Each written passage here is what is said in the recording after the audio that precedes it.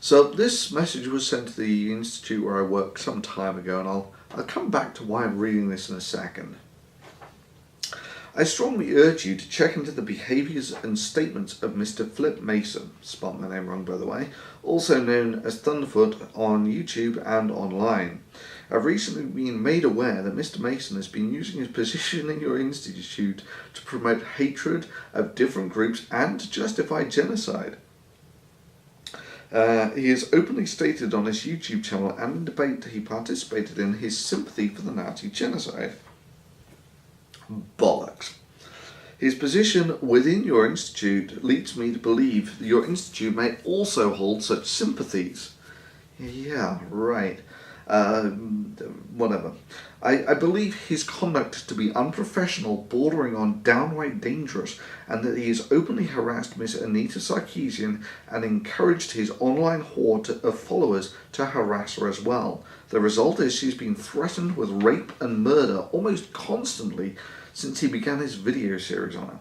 Which reminds me, one of these days I'm just going to do a Thunderf00t Unplugged where I read Anita Sarkeesian's Twitter feed, because the idea that it's all hatred, harassment, rape and murder threats is absolute bollocks. You go through a Twitter feed and it's mostly people just calling her out on her bullshit. It's overwhelmingly people just calling her out on her bullshit. Anyway, right.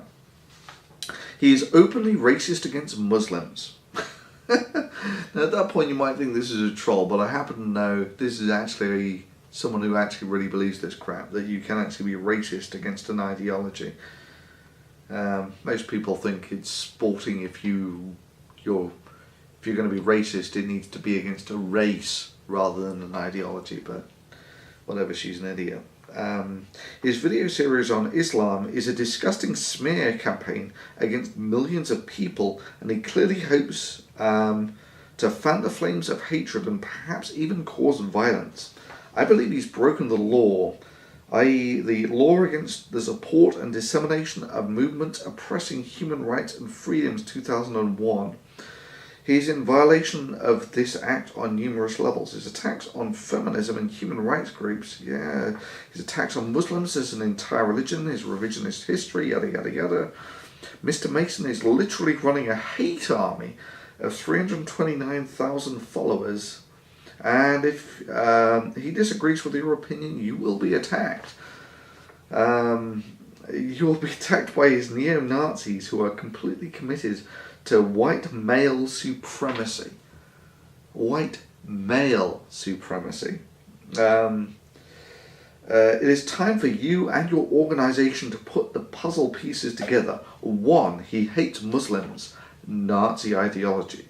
2. He hates women, and mostly feminists, Nazi ideology. His followers are mostly white male Nazi apologists, revisionist sympathisers, who he commands like an army. Really. He openly supports Hitler. And the Nazi Holocaust is a good thing for humanity. What? Anyway. And so it goes on. I sincerely hope that you and your organisation will take this seriously. We're still worried that Miss Sarkeesian will be violently assaulted or even killed by one of his skinhead fanboys. And this is from someone called Laughing Witch. And the reason I bring this up is that recently I was going through some comments, and she genuinely thinks that this got me fired from my job, right? They genuinely think that I've been fired, which is absolutely hilarious, because there is no way in hell that they're going to fire me from my current job, let alone for something like this. But it also leads into one of these other accusations that get thrown at me quite a lot, mostly from feminists like this, which is that what I'm doing for the money. And it's like, what the hell are you munchkins on? I mean, just a little recap of history. I've been on YouTube for almost 10 years now. And for maybe half of that, probably about 5 years, I didn't earn a single penny off of YouTube. I did it exclusively off the back of a research career. That's where I earned my money. I did it, and in my spare time I made the videos because I saw all the creationist and pseudoscience bullshit that was out there. And at the time there was very little in the way of anyone debunking this stuff. And that's why I started on YouTube, was debunking stuff like that. And yeah, I didn't get paid anything for it. And about 5 years ago, which is when I got doxxed. I'm still fairly proud actually that I managed to make about 30 million hits, or maybe even 40, before someone actually doxed me. That was before I earned a single penny off YouTube. And if you actually take an even wider perspective than that, when I was growing up, if you wanted something, you had to earn the money to get it. So, I started with things like paper rounds to earn money, and then I went on to work at McDonald's, mostly so I could get my first decent real telescope.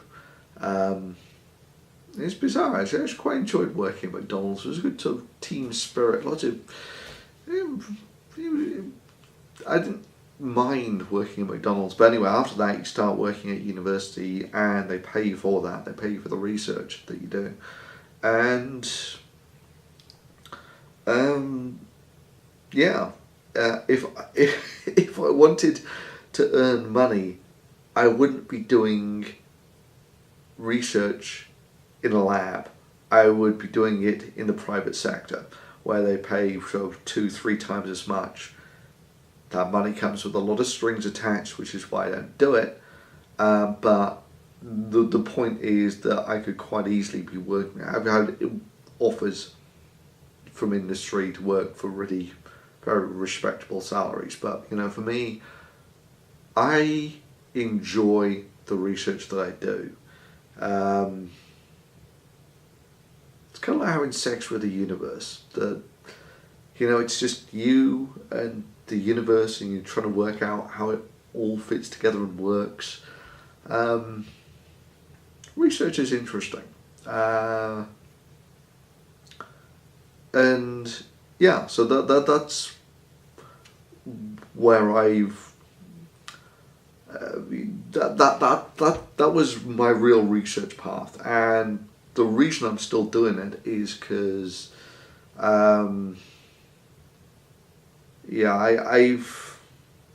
if I actually back away from the field of research that I'm doing at the moment, it's unlikely that anyone will be able to continue that research. So basically, if I walk away from that field of research, I can explain it in a lot more detail. It's not that people can't do it. It's not that it's particularly challenging. It's just that in order to actually be able to do this research, you need experience in several fields of science, and most people only get experience, when they do their PhD, they only get experience into one field of science. And if you go and do a postdoc, you maybe get experience in another. And you need experience in several fields of science to do the research that I'm actually doing. It's not that it's particularly hard, it's just that you need to stick with doing research for an awful long time before you'll be able to do what I do. So that's one of the main reasons why I've not walked away from the science. Another is it's having sex with the universe. I mean, it's just fantastic. The downside is, of course, is now that I have been doxxed, is you do periodically get people trying to get you fired, which it's just, why are you trying to target someone's job? No, even if they manage to succeed here, it turns out that it would be an absolute Pyrrhic victory for them, in that, like I said, it's not going to happen, but even if they did, the transition actually happened a few years back, that I actually started earning more money off of YouTube than I did off of research, which was basically where I've been funding it all from there, to the point where now I can actually quite happily say to my employer, if it'll make life easier for you, then I can just quit the institute, and I'll just keep on doing the research for nothing, as long as I can keep on going on the YouTube stuff. But it's just,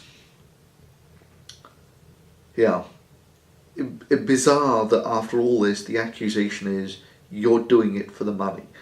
And yeah, it's true that the videos on feminism get an awful lot more traffic than other videos. It's also true that a tiny fraction of those feminist videos I actually submit to the Patreon feed.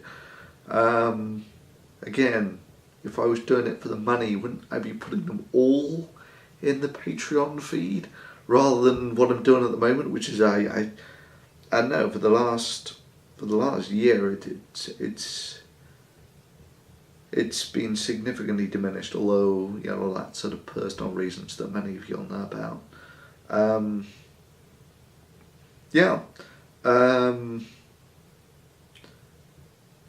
But the nice thing is, of course, that with that extra support from the Patreon, that gives me a degree of security, which I've often wondered about that. I mean, in many ways, I've got one of the most secure jobs that you can get, in that the employers that I have, they're very open-minded in that I can do whatever the hell I want, basically. Right? Then they appreciate freedom of speech and all that sort of thing. So I have very open-minded employers, which most people won't have the luxury of. In other words, if you were to pull this sort of shit with most employers, that would be enough to get you fired. Right? That's the sort of nastiness that you're going to be dealing with here.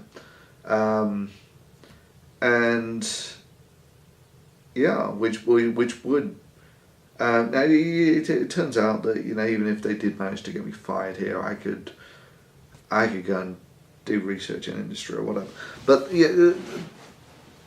I guess the thing that bugs me here is that they would try and scope for your job at all, especially when the job is absolutely nothing to do with what you're doing online, or tangentially at best. And I find that kind of sad. I mean, I think I know where these people are coming from when they make all these claims about you're doing it for the money, and that's basically that Anita Sarkeesian gets shitloads more money than I do, and honestly, I don't mind that. In fact, there's part of me that that gives her the financial stamp of credibility, which otherwise she would actually really struggle to hold, in that $500,000 worth of feminist research, and what do you come out with? That it's not sex that sells, but sexism that sells. I mean, that's her conclusion. It's like, oh my god.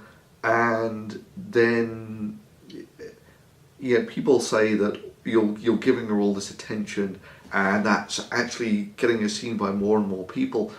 Good, really good.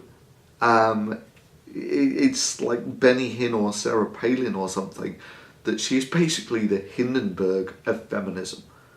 That actually having her go to the UN, I mean, you couldn't hope for her to undermine her own credibility and feminism in general more successfully than that. And as far as I'm concerned, that's fantastic, because feminism I actually see in many ways as a more serious threat than things like creationism. And creationism, they undermine school education and the such like, or creationists do. But feminists actually get into universities, and you get things like that Dalhousie thing where they're saying, women must be able to speak first because we're so persecuted. And it's like, what the fuck are you boys on? This is a university, right, where ideas are judged on their merits, not on gender. And then you get things, another one this was University of California, one of the world's most prestigious universities. And they had this thing that, how to recognize microaggressions from their Department of Human Resources or something. And they were going on about how saying that the best person should get the job is actually a microaggression against black people or something. And it's like, you've got to be kidding me. This is in universities. So, yeah, that bugs me. Anyway, I think I'll call it quits there. I hope you enjoyed it. See you at the next one.